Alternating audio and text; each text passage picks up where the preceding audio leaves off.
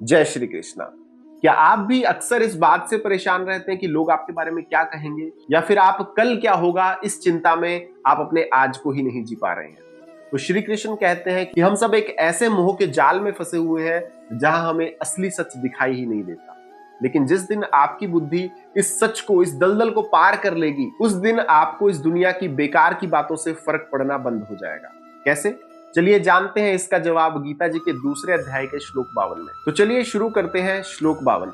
यदा ते मोह कलीलम बुद्धि व्यर्तीत ऋष्यति तदा गंतांसि निर्वेदम श्रोतवेस्य श्रुत्यस्य च। अर्थात भगवान श्री कृष्ण अर्जुन से कहते हैं कि जिस समय तुम्हारी सोच, तुम्हारा माइंडसेट मोह रूपी दलदल को पूरी तरह से पार कर जाएगा, उस समय तुम दुनिया के उन संसारिक भोगों से अपने आप को खुद ब खुद दूर कर लो। दोस्तों, इस श्लोक में मोह कलीलम का अर्थ है भ्रम का घना जंगल या दलदल जिसमें इंसान फंस चुका है। तो जब तक हम शरीर और अहम के मोह में फंसे हुए हैं, केवल तब तक ही हम दूसरों की हमारे बारे में राय और कल पता नहीं क्या होगा इस तरह की चिंताओं में फंसे हुए हैं।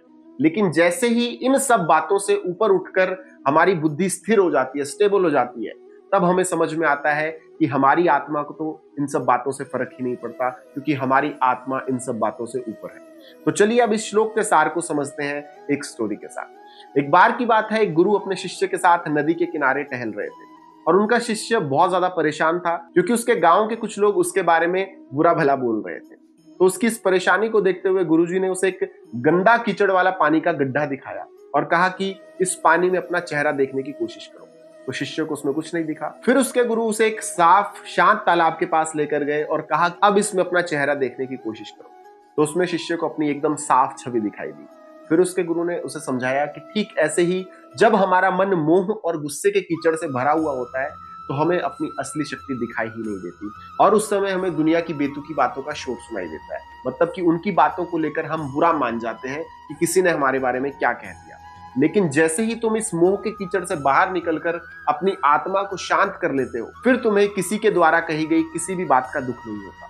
तो दोस्तों, ठीक ऐसे ही जिस दिन आप खुद अपने आप को जानना शुरू कर दोगे, उस दिन से दुनिया के द्वारा कही गई बातें आपके लिए सिर्फ एक फालतू का शोर बनकर रह जाएंगी। लेकिन अब यहाँ पर एक बड़ा सवाल आता है कि जब इंसान इस मोह के दलदल को पार कर लेता है तो उसकी बुद्धि कैसी हो जाती है, वो दिखता कैसा है, तब वो बोलता कैसा है और अपनी लाइफ के टफ टाइम में रिएक्ट कैसे करता है। तो इन सब सवालों का जवाब आपको मिलेगा गीता जी के अध्याय 2 के श्लोक 53 और 54 में, जहां अर्जुन यही सवाल भगवान श्री कृष्ण से पूछने वाले हैं।